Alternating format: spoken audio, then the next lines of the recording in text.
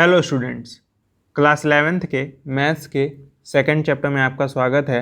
आज की वीडियो में हम लोग रिलेशन एंड फंक्शन का एनसीईआरटी का थर्ड एक्सरसाइज सॉल्व करेंगे। इस वीडियो के पहले मैंने ऑलरेडी फर्स्ट और सेकंड एक्सरसाइजेस के ऊपर वीडियो बना दिया है। अगर आपने उन वीडियोज़ को नहीं देखा है तो आप उन्हें जाकर देख सकते हैं इस वीडियो को देखने के बाद। ठीक है, तो चलिए फिर एक्सरसाइज को सॉल्व करना शुरू करते हैं। फर्स्ट क्वेश्चन है which of the following relations are function. यहाँ पे हमें कुछ रिलेशन गिवन है, 3 रिलेशन गिवन है, पूछ रहा है इनमें से कौन से रिलेशन फंक्शंस हैं। ठीक है, तो इसके लिए आपको फंक्शन का डेफिनेशन बहुत ही अच्छे से मालूम होना चाहिए। फिर आगे क्वेश्चन में बोला है अगर फंक्शन है तो आप इसका डोमेन और रेंज भी पता करिए। अगर ये फंक्शन है तो आप इसका डोमेन और रेंज भी पता करिए। ठीक है, तो यहाँ पे सबसे पहले हम लोगों को फंक्शन का डेफिनेशन पता होना चाहिए, तभी हम लोग इस क्वेश्चन को अटेम्प्ट कर पाएंगे। ठीक है, फंक्शन का डेफिनेशन आपको स्कूल में पढ़ाया गया होगा, मैं उसे वापस बता दे रहा हूँ। ठीक है, फंक्शन का डेफिनेशन होता है a relation is a function a relation is a function if every element of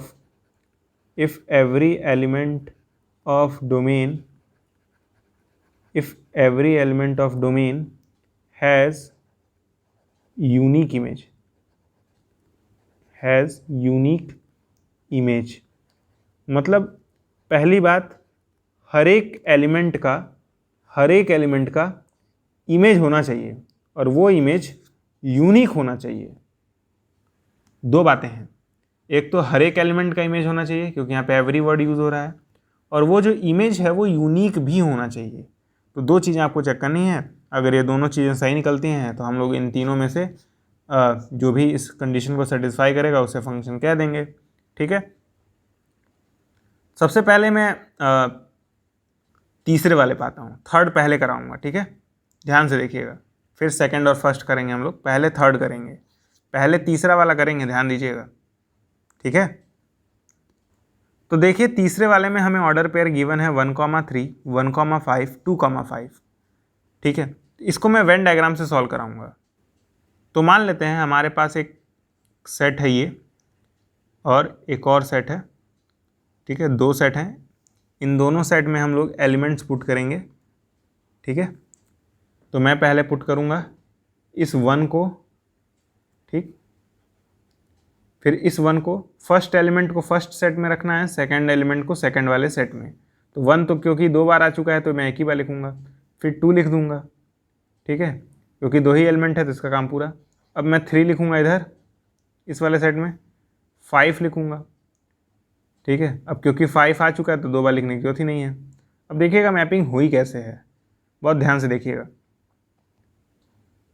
यहाँ पे ये जो 1 है वो 3 से मैप हुआ है, ऐसा क्वेश्चन में बोला है। ध्यान से देखिए, बोला है ना 1 जो है वो 3 से मैप हुआ है, 1 जो है वो 5 से भी मैप हुआ है, ये 1 5 से भी मैप हुआ है, 2 जो है वो 5 से मैप हुआ है, 2 5 से मैप हुआ है। ठीक, इतनी बात आपको समझ में आ रही है। आप देख सकते हैं क्वेश्चन में बोला है 1,3 यानी 1 जो है वो 3 से मैप हुआ होगा, फिर बोला है 1,5 यानी ये 1 जो है वो 5 से मैप हुआ होगा, फिर बोला है 2,5 यानी 2 5 से मैप हुआ होगा। तो क्या इस वाले डेफिनेशन को ये जो रिलेशन है वो सेटिस्फाई कर रहा है कि नहीं। अच्छा, आप ये देख सकते हैं हर एक एलिमेंट का इमेज तो है ही, 1 का भी इमेज है, 2 का भी इमेज है, दोनों ही मैपिंग हुए हैं, दोनों ही एलिमेंट मैप्ड हुए हैं। तो ये वाला कंडीशन तो सेटिस्फाई हो रहा है कि every element has a image. अब वो यूनिक है कि नहीं है ये हमें चेक करना है। तो ध्यान से देखिए 1 3 से भी मैप हो रहा है, 5 से भी मैप हो रहा है, एक ही एलिमेंट 2 लोगों से मैप हो रहा है ना, 1 से भी और 5 से भी, 1 से भी और 5 से भी। तो ये यूनिक वाला क्राइटेरिया तो फेल हो गया, यूनिक इमेज नहीं है, यूनिक नहीं होगा तो हम लोग फंक्शन नहीं कहेंगे। ठीक है, तो पहला वाला तीसरा वाला ये फंक्शन नहीं है, it is not function, it is not function. बात समझ में आ रही है आपको। ठीक है, अब हम लोग दूसरा सॉल्व करेंगे, दूसरा याद रखिएगा। ठीक है, तो फिर से मैं 2 सेट बना रहा हूँ, यहाँ पर और एक यहाँ पर। ठीक है, ध्यान से देखिएगा क्या होने वाला है। हमारे पास पहला एलिमेंट है 2, 4, 6, 8, 10, 12, 14। 2 से लेके सारे इवन नंबर 14 तक, तो 2, 4, 6, 8, 10, 12, 14 इतने एलिमेंट हैं। फिर y में कितने हैं? 1, 2, 3, 4, 5, 6, 7। 1, 2, 3, 4, 5, 6, 7। ठीक है, अब देखिएगा मैं इस चीज़ को मिटा दे रहा हूँ। क्वेश्चन में बोला है 2 1 से मैप हुआ है, 2 1 से मैप हुआ है। ठीक है, तो मैं 2 को 1 से मैप कर दूंगा। ये जो 2 है वो 1 से मैप हुआ है। ठीक, फिर देखिए क्वेश्चन में बोला है 4 2 से मैप हुआ है, तो 4 को मैं 2 से मैप कर दूंगा। फिर बोला है क्वेश्चन में 6 3 से मैप हुआ है, तो मैं 6 को 3 से मैप कर दूंगा। फिर क्वेश्चन में बोला है 8 4 से मैप हुआ है, तो ये 8 जो है वो 4 से मैप हो जाएगा। फिर क्वेश्चन में बोला है 10 5 से मैप हुआ है, तो 10 जो है वो 5 से मैप हो जाएगा। फिर क्वेश्चन में बोला है 12 6 से मैप हुआ है, तो ये जो 12 है वो 6 से मैप हो जाएगा। फिर क्वेश्चन में बोला है 14 7 से मैप हुआ है, तो 14 7 से मैप हो जाएगा। आप क्लियरली देख सकते हैं हर एक एलिमेंट का इमेज तो है, 2 भी मैप हुआ है, 3 भी मैप हुआ है, सॉरी 2 4 6 8 10 12 14 सारे के सारे एलिमेंट मैप तो हुए हैं। तो पहला वाला कंडीशन सेटिस्फाई कि हर एक एलिमेंट का इमेज है। यूनिक इमेज है कि नहीं है ये हमें चेक करना होगा।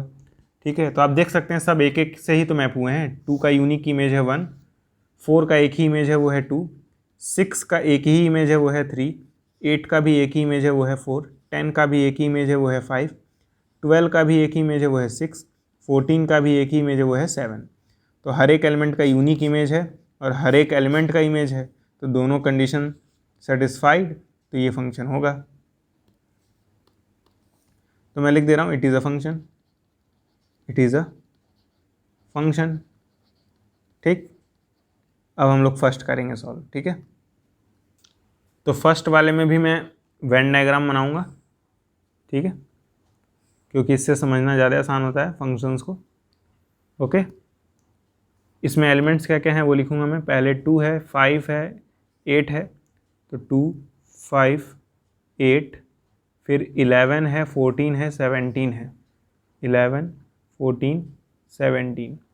ठीक, इधर 1 है 1 है 1 है, हर जगह 1 है, तो मतलब सेकंड वाले वेन डायग्राम में बस एक ही एलिमेंट होगा वो है 1, और सब के सब 1 से ही तो मैप हुए हैं, आप देख सकते हैं। ठीक है, ये मैं मिटा दे रहा हूँ ताकि आपको दिख सके। ठीक, देखिएगा ध्यान से, हर एक एलिमेंट 2 भी 1 से मैप हुआ है, 5 भी, 8 भी, 11 भी 1 से मैप हुआ है, 14 भी 1 से मैप हुआ है, 17 भी 1 से मैप हुआ है। तो मैं ऐसा कह सकता हूँ 2 भी 1 से मैप हुआ है, 5 भी 1 से मैप हुआ है, 8 भी 1 से मैप हुआ है, 11 भी 1 से मैप हुआ है, 14 भी 1 से मैप हुआ है, 17 भी 1 से ही मैप हुआ है। ओके, अब यहाँ पे ध्यान से देखिएगा। ठीक, आप क्लियरली देख सकते हैं 2 का एक ही इमेज है वो है 1। 2 के 2 इमेजेस नहीं है, 2 का 2 इमेजेस नहीं है। 2 इमेजेस रहते हैं ना तो 2 से 2 लाइन निकलती, एक ऐसे एक ऐसे। ठीक है, 2 का एक ही इमेज है वो है 1। वो अलग की बात है, सारे के सारे एक ही से मैप हो जा रहे हैं, लेकिन सबके पास एक ही इमेज है। ऐसा नहीं है 2 1 से भी मैप हुआ है, 2 4 से भी मैप हुआ है। 2 एलिमेंट से मैप नहीं हुआ है, एक ही एलिमेंट से मैप हुआ है वो है 1। 5 भी एक ही एलिमेंट से हुआ है 1 से। 8 भी एक ही एलिमेंट से मैप हुआ है वो है 1। 11 भी एक ही एलिमेंट से मैप हुआ है वो है 1। 14 भी एक ही एलिमेंट से मैप हुआ है वो है 1। 17 भी एक ही एलिमेंट से मैप हुआ है वो है 1। तो हर एक एलिमेंट का एक तो इमेज है, हर एक एलिमेंट का इमेज है ना भाई, कोई ऐसा यहाँ पे छूट नहीं गया है, सबके इमेजेस हैं और सबके यूनिक इमेजेस हैं। ठीक है, 2 का भी इमेज 1 है, 5 का भी इमेज 1 है, 8 का भी इमेज 1 है, 11 का भी, 14 और 17 का भी इमेज 1 है। ठीक है, तो ये भी हर कंडीशन को सेटिस्फाई कर रहा है। तो ऐसा मैं कह सकता हूँ पहला वाला भी फंक्शन होगा, इट इज़ अ फंक्शन। ठीक है, इट इज़ अ फंक्शन। बात समझ आ रही है आपको? अब देखिए हमने ये सब पता कर लिया कि कौन सा फंक्शन है कौन सा फंक्शन नहीं है, तो हमें अब ये भी पता करना होगा ना जो फंक्शन है उसमें रेंज क्या है और डोमेन क्या है। तो क्योंकि पहला और दूसरा वाला ही फंक्शन है तो इन्हीं दोनों में ही बस रेंज और डोमेन निकालना है। ठीक है, तो सबसे मैं पहले वाले के लिए डोमेन निकालूंगा। डोमेन मतलब मैंने आपको रिलेशन में बताया था, पहला वाला एलिमेंट यहाँ पे क्या क्या है, 2 है, 5 है, 8 है, 11 है, 14 है, 17 है, तो यही डोमेन हो जाएगा। 2 है, 5 है, 8 है, 11 है, 14 है और 17 है, यही आपका डोमेन हो जाएगा। रेंज लिखने के लिए हम लोग दूसरा वाला एलिमेंट लिखते हैं, और क्योंकि यहाँ पे ध्यान से देखिएगा, बहुत ही ध्यान से, यहाँ पे बस दूसरा वाला एलिमेंट सिर्फ और सिर्फ 1 ही है हर जगह, तो मैं रेंज में बस एक ही एलिमेंट लिखूँगा, वो है वह 1। ठीक है, तो पहला वाले का मैंने रेंज और डोमेन निकाल लिया। अब दूसरे वाले की बारी। ठीक है, दूसरे वाले में पहला एलिमेंट क्या है, 2, 4, 6, 8, 10, 12, 14। ठीक, तो मैं यहाँ पे लिख रहा हूँ डोमेन इज इक्वल टू 2, 4, 6, 8, 12 और 14, पहला वाला एलिमेंट्स। रेंज क्या लिखूँगा, रेंज में हम लोग दूसरा वाला एलिमेंट लिखते हैं। ठीक, ध्यान से देखिएगा, दूसरा एलिमेंट क्या हो जाएगा, 1, 2, 3, 4, 5, 6, 7। ठीक है, क्या हो जाएगा, 1, 2, 3, 4, 5, 6, 7। ओके, तो हम लोगों ने डोमेन और रेंज भी पता कर लिया। तीसरे वाले में पता करने की जरूरत नहीं है, क्योंकि क्वेश्चन में बोला था अगर फंक्शन होगा तभी आपको डोमेन और रेंज निकालना है। ठीक है, अगर फंक्शन होगा तभी आपको डोमेन और रेंज निकालना है, तो क्योंकि तीसरा वाला फंक्शन ही नहीं है तो उसका डोमेन और रेंज नहीं निकालेंगे। ठीक है, सिर्फ पहले और दूसरे का ही निकालेंगे। डोमेन मतलब पहला वाला एलिमेंट का कलेक्शन, रेंज मतलब सेकंड वाले एलिमेंट का कलेक्शन। ठीक है, बात समझ आ रही है आपको? अब देखिए सेकंड क्वेश्चन है, बहुत ही अच्छा क्वेश्चन है। कह रहा है हमें इस बार फंक्शन जो है वो इस तरह से डिफाइंड है, मतलब ऑर्डर पेयर के फॉर्म में नहीं है, तब हमें डोमेन और रेंज निकालना है। तो जब ऑर्डर पेयर के फॉर्म में नहीं होता है तब हमें डोमेन और रेंज निकालने के लिए देखिए क्या करना पड़ता है। ठीक है, देखिएगा ध्यान से। सबसे पहले हम लोग f x is equal to minus mod x का डोमेन निकालेंगे। तो देखिए डोमेन मतलब होता है, मैं आपको यहाँ बता दे रहा हूँ, डोमेन मतलब होता है what values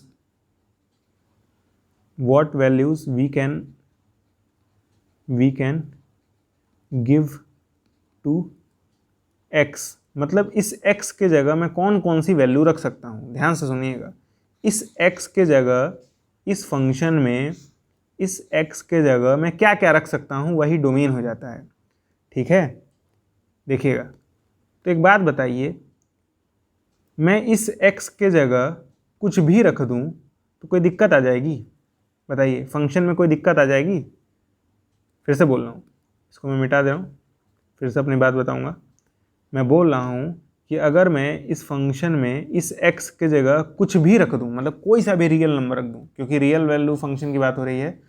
ठीक है, तो मैं इस x के जगह कुछ भी रख सकता हूँ, एनी रियल नंबर, कोई सा भी रियल नंबर रख सकता हूँ। या ऐसा मैं कह सकता हूँ हर एक रियल नंबर रख सकता हूँ मैं इस x की जगह, हर एक रियल नंबर। तो जो डोमेन है जो आपका, वो हो जाएगा r। डोमेन क्या हो जाएगा, r। ठीक है, डोमेन हो जाएगा आपका r, मतलब क्योंकि इस x की जगह आप कोई सा भी रियल नंबर रख सकते हैं, एनी रियल नंबर। मेरी बात समझ में आ रही है आपको? आप इस x के जगह कोई सा भी रियल नंबर रख सकते हैं, फंक्शन को कोई दिक्कत नहीं होगी। ठीक है, तो ये डोमेन हो गया। अब देखिएगा रेंज कैसे निकालते हैं।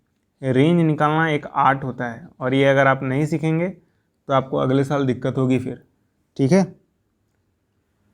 अच्छा, रेंज मतलब होता है, ध्यान से देखिएगा, क्वेश्चन क्या है, क्वेश्चन है f x is equal to minus mod x.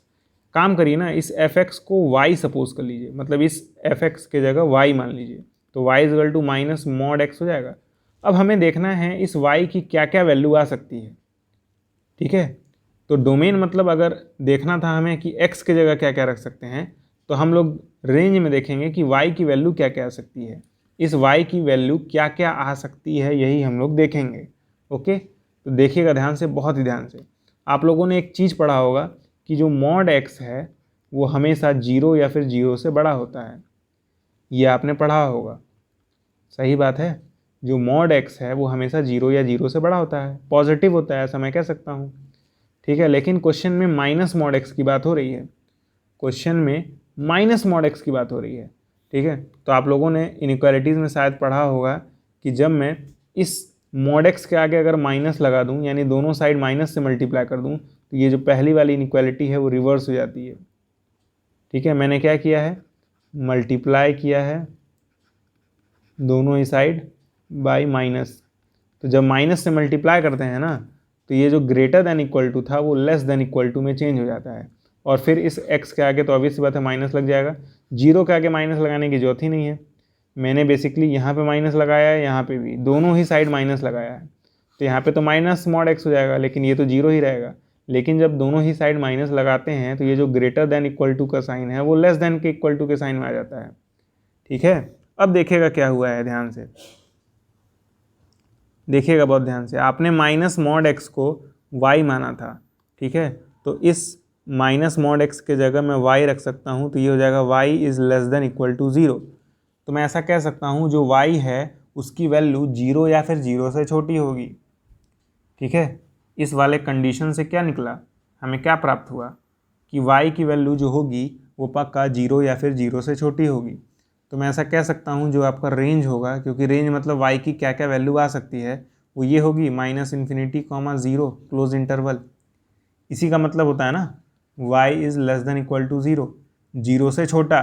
अब कितना छोटा है, तो बहुत ही छोटा हो सकता है, इसलिए मैंने -∞ लगा दिया, ठीक है। अब 0 पे ये क्लोज वाला साइन क्यों लगाया, क्योंकि यहाँ पे इक्वल का साइन है, ठीक है। ये सब आपने पढ़ा होगा, ठीक है।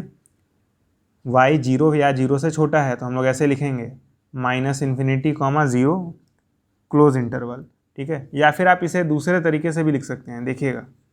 अगर आपने इंटरवल नहीं पढ़ा है अभी तक क्लास 11th में, तो आप इसे ऐसे भी लिख सकते हैं, रेंज होगा y such that y is less than equal to 0, ठीक है। मतलब ऐसे y लेने हैं जो कि 0 या फिर 0 से छोटे हों, ठीक है, क्योंकि हमें कंडीशन क्या मिला है, y is less than equal to 0। अगर आपको ये बात नहीं समझ में आ रही है तो आप ये वाला तो समझ ही रहे होंगे, ठीक है। मैंने बस रोस्टर फॉर्म से, सॉरी, सेट बिल्डर फॉर्म में लिख दिया है, ठीक है। ये इंटरवल फॉर्म है, अगर आपको ये नहीं पता है तो आपको चिंता करने की कोई ज़रूरत नहीं है, आप इसी वाले तरीके से कर सकते हैं, ठीक है। रेंज मतलब आप y की क्या क्या वैल्यू रख सकते हैं, याद रखिएगा। डोमेन मतलब आप x की क्या क्या वैल्यू रख सकते हैं, और रेंज मतलब आप y की जगह क्या क्या रख सकते हैं, ठीक है। मतलब y की वैल्यूज़ क्या क्या आ सकती हैं, यही हमें देखना है। डोमेन में x के बारे में चेक करना है, रेंज में y के बारे में, y मतलब fx के बारे में, ठीक है। तो मैं कुछ चीज़ें मिटा दे रहा हूँ, तब आप नोट करिएगा, ठीक है, नहीं तो फिर कन्फ्यूज़न हो जाएगा हुआ क्या है, ठीक। अब आप नोट कर सकते हैं। अब हम लोग दूसरा क्वेश्चन सॉल्व करेंगे, ठीक है। अब देखिए दूसरे वाले पार्ट में हमें जो फंक्शन गिवन है f(x) इक्वल टू वो है √9 - x², और शायद आपने रूट फंक्शन के बारे में पढ़ा होगा। मैं आपको बता दे रहा हूँ रूट फंक्शन के बारे में, ठीक है। रूट फंक्शन के बारे में मैं आपको बता दे रहा हूँ, ठीक है।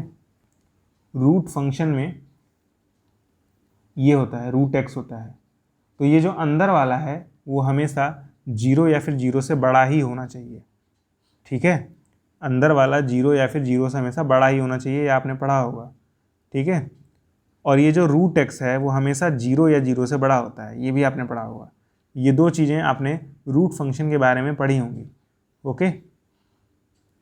तो मैं ये मान के चलता हूँ आपने ये दो चीज़ें पढ़ी हैं। ये जो अंदर वाला चीज़ होता है वो 0 या फिर 0 से बड़ा होता है, और ये जो ओवरऑल होता है यानी √x वो हमेशा 0 या फिर 0 से बड़ा होता है, ठीक है। तो इन दोनों चीज़ों का मैं यूज़ करूँगा रेंज और डोमेन निकालने के लिए। तो सबसे पहले हम लोग डोमेन निकालेंगे, ठीक है। डोमेन मतलब x की जगह क्या क्या रख सकते हैं, ठीक है। इस x की जगह हम लोग क्या क्या रख सकते हैं। तो अभी आपने देखा क्योंकि ये एक रूट फंक्शन है, ये जो है वो एक रूट फंक्शन है, रूट फंक्शन में जो अंदर वाला होता है, अंदर वाला चीज़, वो हमेशा 0 या फिर 0 से बड़ा होता है। तो अंदर कौन है इस बार? अंदर 9 माइनस एक्स स्क्वायर है। रूट के अंदर 9 माइनस एक्स स्क्वायर है। तो मैं ऐसा कह सकता हूँ, देखिएगा ध्यान से, क्या मैं ऐसा कह सकता हूँ कि जो 9 माइनस एक्स स्क्वायर है वो 0 या फिर 0 से बड़ा होगा? मैंने क्या बताया था? अंदर वाली चीज़ हमेशा 0 या फिर 0 से बड़ी होती है। तो 9 minus x square is greater than equal to 0। ठीक है, अब देखिएगा, माइनस एक्स स्क्वायर मैं इधर लेके आऊँगा तो ये हो जाएगा 9 ग्रेटर देन एक्स स्क्वायर। इसे मैं उल्टा करके लिख दे रहा हूँ, x square is less than equal to 9। ठीक है, इसको मैंने उल्टा करके लिखा है, यानी एक्स स्क्वायर पहले। ठीक है, और क्योंकि एक्स स्क्वायर के तरफ लेस देन का साइन था तो मैंने लेस देन का साइन ही लगाया है। आपको लग रहा होगा कि ये उल्टा कर दिए हैं, लेकिन उल्टा नहीं हुआ है, ध्यान से देखिए। ये जो लेस देन का साइन है वो अभी भी एक्स के तरफ ही है। ठीक है, तो चेंज कुछ भी नहीं हुआ है, बस मैंने इसको पलट के लिख दिया है। फिर से मैं समझा रहा हूँ क्या हुआ है। ठीक है, हुआ ये है कि मैंने आपको बताया था रूट फंक्शन में कि जो ये अंदर वाली चीज़ होती है, अंदर जो कुछ भी लिखा होता है वो हमेशा 0 या फिर 0 से बड़ा होता है। अभी मैंने ये आपको बात बताई थी। तो लेकिन इस बार क्वेश्चन में 9 माइनस एक्स स्क्वायर है रूट के अंदर 9 माइनस एक्स स्क्वायर है। तो अंदर वाली चीज़ यानी 9 माइनस एक्स स्क्वायर ये 0 या फिर 0 से बड़ी होगी। फिर मैंने इस एक्स स्क्वायर को राइट हैंड साइड भेज दिया तो 9 is greater than x square आ गया। फिर x square is less than equal to 9 हो गया। ये बात आपको समझ आ रही है? अब यहाँ से x की वैल्यू आपको फाइंड करनी है, क्योंकि मैंने बताया था डोमेन मतलब x, डोमेन मतलब x की जगह आप क्या क्या रख सकते हैं, वही आपका डोमेन हो जाता है। ठीक है, तो देखिएगा यहाँ से बहुत ही क्रूशियल स्टेप है। आप लोग कह रहे होंगे कि दोनों साइड स्क्वायर रूट कर दीजिए। बिल्कुल कर सकते हैं, दोनों साइड आप लोग स्क्वायर रूट कर सकते हैं। तो ये हो जाएगा x is less than equal to root 9। लेकिन जब आप स्क्वायर रूट करते हैं ना दोनों ही साइड, ध्यान दीजिएगा ये रूल है, आपको इनइक्वालिटी में पढ़ाया जाएगा, चिंता न करिए। जब आप दोनों ही साइड रूट करते हैं तो इधर माइनस रूट 9 भी लिखना मत भूलिएगा। जब आप राइट हैंड साइड में रूट 9 लिख रहे हैं तो इधर भी माइनस रूट 9 जरूर लिखिएगा, लेस देन इक्वल टू का साइन लगा के। मतलब जो भी यहाँ पे साइन होगा वही यहाँ पर भी लगाना है। फिर से समझा रहा हूँ क्या करना है। ठीक है, क्योंकि ये रूल है, आप लोग इनइक्वालिटीज़ में पढ़ेंगे, आपने अभी तक इनइक्वालिटीज़ शायद ना पढ़ी हो। ठीक है, देखिएगा ध्यान से क्या हुआ है। अगर हमें यहाँ से x की वैल्यू निकालनी है तो इस 2 को हटाना होगा। ठीक है, तो कैसे हटाएंगे? दोनों साइड स्क्वायर रूट करके। अब जब स्क्वायर रूट करेंगे, ध्यान से देखिएगा, तो ये हो जाएगा x is less than equal to root 9, है ना। लेकिन सिर्फ इतना ही नहीं करेंगे, ये जो साइन है वो इधर भी वापस लगेगा। ठीक, जैसा है एज इट इज़ वैसा ही लगेगा, और इधर ये वाला नंबर आ जाएगा, वो भी माइनस में, माइनस रूट 9। ठीक है, मतलब इधर जो भी नंबर रहेगा उसका just opposite in sign. Okay, ठीक है, ये आपको स्टेप पता होना चाहिए। आप लोग इसे इनइक्वालिटीज़ में सीख जाएंगे, चिंता ना करिए। अभी मैं ज़्यादा डिटेल में नहीं जाऊँगा कि ऐसा होता है क्यों है। ठीक है, तो हमें कंडीशन तो मिल गया ना, क्योंकि अब हम बस इसे सॉल्व करना है। तो ये हो जाएगा -3 less than equal to x less than equal to 3। मतलब x जो है वो -3 से 3 के बीच में ही होना चाहिए। ठीक है, तो मैं लिख दे रहा हूँ, जो डोमेन होगा, डोमेन जो होगा वो होगा x सच दैट -3 से बड़ा होना चाहिए x और 3 से छोटा होना चाहिए या फिर इक्वल होना चाहिए। यही आपका डोमेन हो जाएगा। ठीक है, अब आते हैं रेंज पर, लेकिन तब तक आप इसे नोट कर लीजिए क्योंकि जगह कम है, मैं मिटा दूंगा। अब ध्यान से देखिएगा रेंज कैसे निकालेंगे। मैंने आपको बताया था इस एफ एक्स को y मान लीजिएगा, तो y इज इक्वल टू हो जाएगा रूट 9 माइनस एक्स स्क्वायर। ठीक है, तो देखिए यहाँ से सॉल्व कैसे करेंगे। अभी मैंने आपको बताया था जो रूट फंक्शन होता है वो हमेशा 0 या 0 से बड़ा होता है, ये मैंने आपको बात बताई थी अभी। तो मैं ऐसा कह सकता हूँ, यहाँ पे भी तो रूट फंक्शन गिवन है, मतलब ये जो पूरी चीज़ है वो 0 या फिर 0 से बड़ी होगी, ऐसा मैं कह सकता हूँ। ध्यान से देखिएगा क्या होगा, मैं यहाँ पे ऐसे लगा सकता हूँ ग्रेटर देन इक्वल टू 0, मतलब ये चीज़ जो है वो 0 या फिर 0 से बड़ी होगी, क्योंकि यहाँ पे भी वही किया है मैंने। ठीक है, तो क्योंकि ये पूरी चीज़ y के इक्वल है तो मैं कह सकता हूँ अल्टीमेटली मुझे मिलेगा कि जो y है वो ग्रेटर देन इक्वल टू 0 है। एक बात मिली y के बारे में कि y जो है वो 0 या फिर 0 से बड़ा है। ठीक है, y जो होगा हमें ये मालूम चला कि 0 से बड़ा होगा या फिर 0 भी हो सकता है। अब देखते हैं और कुछ पता चल सकता है कि नहीं। तो मैं इसे मिटा दे रहा हूँ, आपको समझ में आ गया होगा कि क्यों y greater than equal to 0 आया है। कई लोग इस चीज़ को लिखते नहीं हैं, फिर आंसर उनका रॉन्ग हो जाता है। मैं पहले बता दे रहा हूँ आपको। मैंने क्या बताया था आपको, रेंज निकालने के लिए आप देखेंगे कि y की जगह मैं क्या क्या रख सकता हूँ, है ना। तो इस रूट को अगर आप लेफ्ट हैंड साइड लेके आएंगे तो ये स्क्वायर में कन्वर्ट हो जाएगा। तो क्या हो जाएगा, ध्यान से देखिएगा, ये हो जाएगा y square is equal to 9 minus x square. और यहाँ से जब आप एक्स स्क्वायर की वैल्यू निकालेंगे तो वो आएगी 9 माइनस वाई स्क्वायर। ठीक, फिर मैं कह सकता हूँ ये हो जाएगा under root 9 minus y square. ठीक है, अब हमें चेक करना है कि ये जो मैं y है मैं क्या क्या रख सकता हूँ। तो मैंने अभी आपको बताया था ये रूट फंक्शन फिर से आ गया है। तो अंदर वाली चीज़ यानी 9 माइनस वाई स्क्वायर ये पक्का लेस देन इक्वल टू 0 नहीं हो सकता है। ठीक है, इसका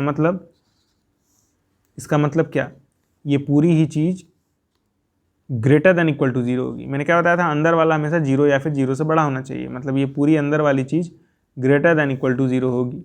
ठीक है, मैं वापस लिख दे रहा हूँ, दिख नहीं रहा होगा, ग्रेटर देन इक्वल टू 0 होनी चाहिए अंदर वाली चीज़। ठीक है, तो फिर वाई स्क्वायर को उधर भेजेंगे, अभी हमने किया था। तो ये हो जाएगा y square less than equal to 9। ये सब अभी हम लोग किए हैं। ठीक है, अब देखिएगा क्योंकि हमें मिला है y square less than equal to 9, तो अभी आपने देखा था हम लोग दोनों साइड रूट लगाते हैं। तो ये जाएगा y is less than equal to root 9। मैंने आपको बताया था जो भी साइन यहाँ पे रहे, है ना, वो वापस यहाँ आ जाता है जब हम लोग स्क्वायर रूट करते हैं। तो स्क्वायर रूट जब करते हैं तभी ऐसा होता है, याद रखिएगा। ठीक है, जो भी यहाँ पे साइन था वो वापस यहाँ पे आ जाएगा और फिर यहाँ पे हम लोग लिख देंगे माइनस रूट 9, मतलब जो भी यहाँ पे लिखा था बस उसका अपोजिट साइन करके यहाँ पे लिख देंगे। तो जाएगा -3 less than y less than equal to 3। ठीक है, तो हमें मिला जो y है वो -3 से बड़ा होना चाहिए और 3 से छोटा होना चाहिए, लेकिन हम लोगों ने एक कंडीशन और निकाला था। ठीक है, कि जो y है वो ग्रेटर देन इक्वल टू 0 भी होना चाहिए, यानी जो y है वो 0 या फिर 0 से बड़ा भी होना चाहिए। ठीक है, तो मैं कह सकता हूँ अल्टीमेटली कि y जो है वो 0 से बड़ा होगा लेकिन 3 से छोटा होगा। देखिएगा मैं कैसे ये लिख रहा हूँ, ये एक समझिए नंबर लाइन है, यहाँ पे 0 है, यहाँ पे 3 है, यहाँ पे -3 है। तो पहले हमें मिला था कि जो y है वो -3 से 3 के बीच में होगा, यानी ये रीज़न। और सबसे पहले हमें मिला था कि जो y है वो 0 से बड़ा होना चाहिए। 0 से बड़ा मतलब मैं कह सकता हूँ कि ये रीज़न, 0 से बड़ा मतलब ये रीज़न। ठीक है, तो इंटरसेक्शन आप देखिए कहाँ पे हो रहा है, इंटरसेक्शन तो बस यहीं पे हो रहा है ना। हम लोग कॉमन रीज़न लिखते हैं तो 0 से 3 के बीच में आ रहा है कॉमन रीज़न, तो वही तो मैंने लिखा है 0 से 3 तक। ठीक है, तो आपका जो रेंज हो जाएगा, रेंज हो जाएगा आपका सेट बिल्डर फॉर्म में y सच दैट 0 से बड़ा हो y और 3 से छोटा हो। ठीक है, फिर से समझा दे रहा हूँ क्या क्या हुआ है इस पूरे प्रोसेस में रेंज निकालते समय। ठीक है, ध्यान से देखिएगा, रेंज मतलब होता है y की वैल्यू निकालना, कि मतलब y की जगह हम लोग क्या क्या रख सकते हैं। ठीक है, यही रेंज होता है। तो मैंने f(x) को पहले y मान लिया, और क्योंकि मैं जानता हूँ ये जो पूरी चीज़ है ये पूरी रूट में ये हमेशा 0 या फिर 0 से बड़ी होती है, तो अल्टीमेटली जो y होगा क्योंकि इसी के इक्वल है तो y भी 0 या फिर 0 से बड़ा ही होगा। तो ये मुझे पहला कंडीशन मिला था। फिर मैंने और कंडीशन पता करने के लिए इस स्क्वायर रूट को उधर भेज दिया, तो वाई स्क्वायर हो गया is equal to 9 minus x square हो गया। ठीक है, अब मैंने एक्स स्क्वायर की वैल्यू निकाली जो कि ये थी, यहाँ से एक्स की वैल्यू निकाली तो ये पाई मैंने। ठीक है, अब क्योंकि जो ये अंदर वाली चीज़ है वो हमेशा 0 या फिर 0 से बड़ी होती है, तो मैंने वही लिखा 9 minus y square is greater than equal to 0, क्योंकि मैंने ये बात आपको अभी बताई थी यहाँ पे, है ना। तो यहाँ से वाई स्क्वायर जो है वो 9 से छोटा हो जाएगा, स्क्वायर रूट करेंगे तो ऐसा बन जाएगा या फिर इस तरह से बन जाएगा।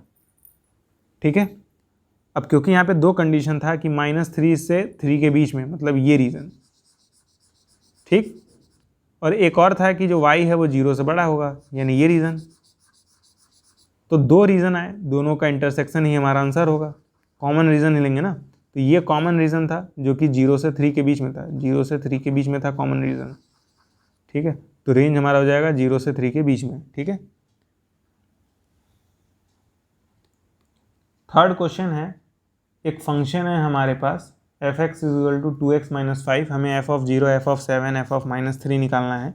बहुत ही आसान क्वेश्चन है, कुछ भी नहीं है इसमें, बता दे रहा हूँ मैं आपको कैसे सॉल्व होगा ये। ठीक है, हमें गिवन है f x is equal to 2x minus 5।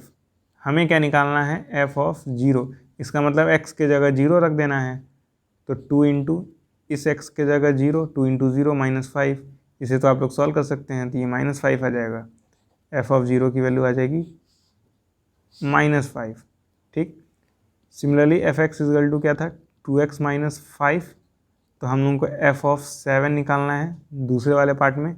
इसका मतलब x के जगह 7, तो 2 इंटू एक्स के जगह 7 माइनस 5, तो ये हो जाएगा 9, है ना। एफ ऑफ 7 की वैल्यू आ जाएगी 9। ठीक है, तो ये दूसरे का भी आंसर आ गया। तीसरे का निकाल लेते हैं। तीसरे वाले में भी फंक्शन यही रहेगा ना, 2x माइनस 5। ठीक, तो हमें एफ ऑफ -3 निकालना होगा, यानी x के जगह -3, तो ये जाएगा 2 इंटू -3 माइनस 5। सॉल्व कर लीजिएगा, -11 आएगा। एफ ऑफ -3 का ये वैल्यू हो जाएगा। ओके, सॉल्व हो गया। फोर्थ क्वेश्चन है, ध्यान से देखिएगा। The function t which maps temperature in degree Celsius into temperature in degree Fahrenheit is defined by this. ये हमारे पास फंक्शन दिया हुआ है। ठीक है, मैं इसे पहले नोट कर लूँगा। हमारे पास फंक्शन है t of c is equal to 9c/5 plus 32। ठीक है, ध्यान से देखिएगा, बहुत ही ध्यान से। हमें पहले वाले में t ऑफ 0 निकालना है। t ऑफ 0, ऐसा मैं कह सकता हूँ कि इस c के जगह 0 रखना है, तो वही करने जा रहा हूँ। 9 इंटू इस c के जगह 0, तो 9 इंटू 0/5 प्लस 32। अब देखिए, इसे तो आप लोग खुद से सॉल्व कर सकते हैं, आंसर आ जाएगा 32। ठीक है, तो t ऑफ 0 की वैल्यू हो जाएगी 32, ज़्यादा दिमाग नहीं लगाना है। ठीक है, अब फिर हमें t ऑफ 28 भी निकालना है, तो मैं पहले t ऑफ c की वैल्यू लिख लेता हूँ, जो कि है 9c/5 प्लस 32। ठीक है, तो हमें निकालना है t ऑफ 28, मतलब क्या, c की जगह हमें 28 रखना है। ठीक है, तो 9 इंटू सी की जगह हमें 28, तो 9 इंटू 28 डिवाइडेड बाई 5 प्लस 32। ठीक है, इसे आप लोग खुद से सॉल्व कर लीजिएगा। ठीक है, ये जोड़ सकते हैं आप, मल्टीप्लाई डिवाइड कर सकते हैं, आपका आंसर आ जाएगा 412/5। ठीक है, एडिशन तो आप कर सकते हैं ना। ठीक है, अब हम लोग तीसरा निकालेंगे, t ऑफ -10। t ऑफ -10 मतलब क्या, ध्यान से देखिएगा। t ऑफ -10 मतलब इस c के जगह -10 रखना है। c के जगह -10 रखना है, सही बात है। मैं रखूँगा 9 इंटू इस c के जगह -10। ठीक है, ये जाएगा 9 इंटू -10 डिवाइडेड बाई 5 प्लस 32। ठीक है, ये 5 से 2 बार में कट जाएगा, -2 हो जाएगा। 9 -2 मल्टीप्लाई होगा तो -18 प्लस 32। सॉल्व करेंगे तो ये आ जाएगा 14। ठीक है, तो t ऑफ -10 की वैल्यू हुई 14। ये नोट कर लीजिए अब, क्योंकि मैं फोर्थ पार्ट सॉल्व कराऊंगा, इससे सबसे पहले नोट कर लीजिए कॉपी में, मैं मिटाने जा रहा हूँ। तो अब last part, the value of c when t of c is equal to 212। ध्यान से देखिएगा, इसे मैं सॉल्व कैसे करूँगा। हमें एक्चुअली c की वैल्यू निकालनी है, वैल्यू ऑफ c निकालनी है। ठीक है, ध्यान से देखिएगा मैं कैसे सॉल्व करूँगा। हमें क्वेश्चन में दिया है t of c is equal to 212, हमें c की वैल्यू फाइंड करनी है।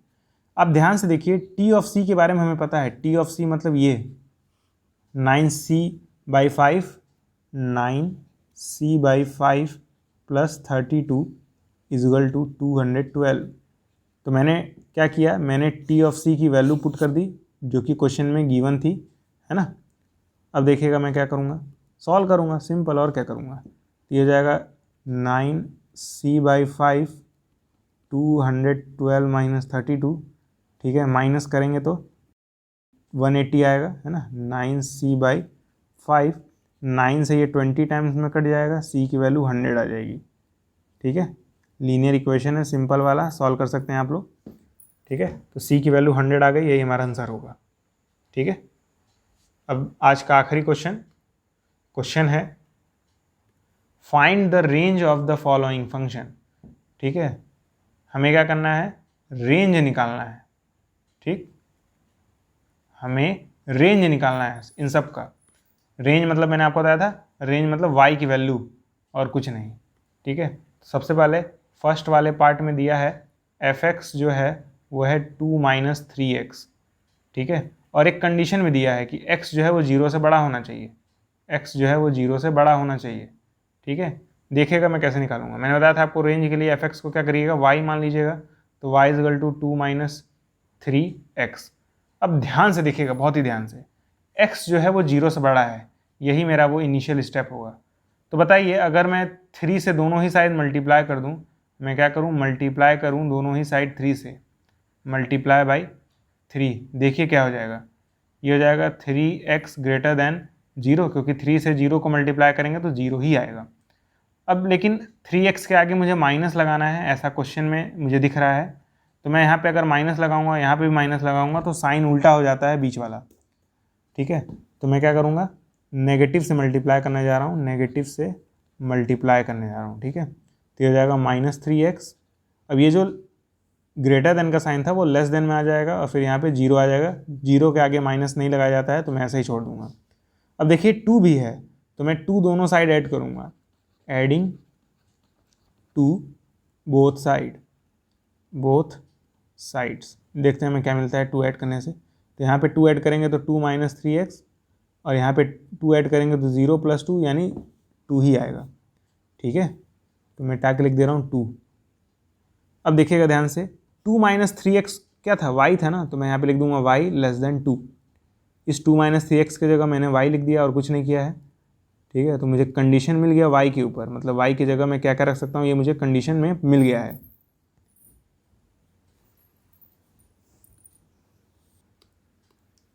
हमें कंडीशन में मिला है कि जो y है वो 2 से छोटा होना चाहिए, तो रेंज हमारा क्या हो जाएगा, ध्यान से देखिएगा, रेंज हो जाएगा y सच दैट y < 2। आप इसे इंटरवल के फॉर्म में भी लिख सकते हैं, -∞, 2 आएगा ओपन इंटरवल के साथ। ठीक है, क्योंकि यहाँ पे नीचे इक्वल का साइन नहीं है। जो लोग इनइक्वालिटी पढ़ चुके हैं वो लोग मेरी बात को समझ रहे होंगे।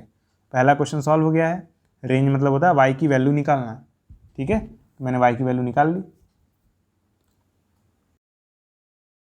सेकेंड क्वेश्चन में हमें f(x) = दिया है x² + 2। हमें सेकंड वाले पार्ट में फंक्शन गिवन है f(x) = x² + 2। हमें रेंज निकालना है, मतलब y की वैल्यू।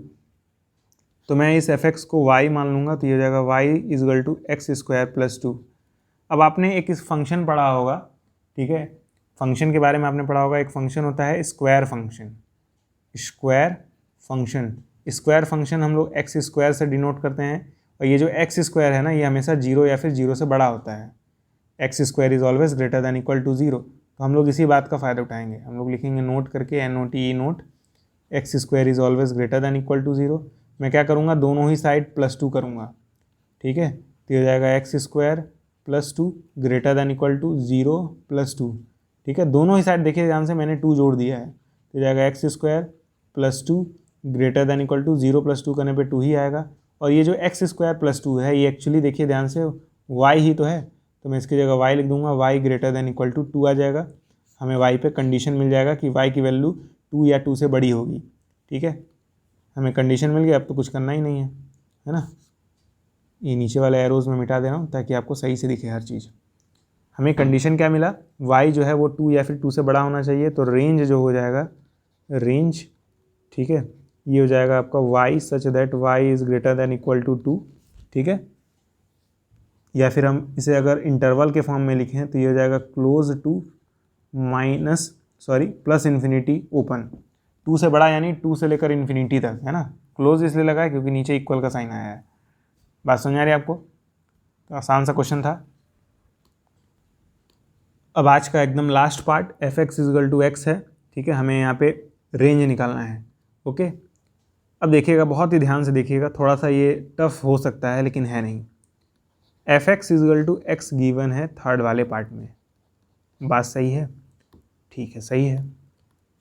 तो देखिएगा ध्यान से, मैंने बताया था आप f(x) की जगह y मान लीजिए, तो ये हो जाएगा y = x।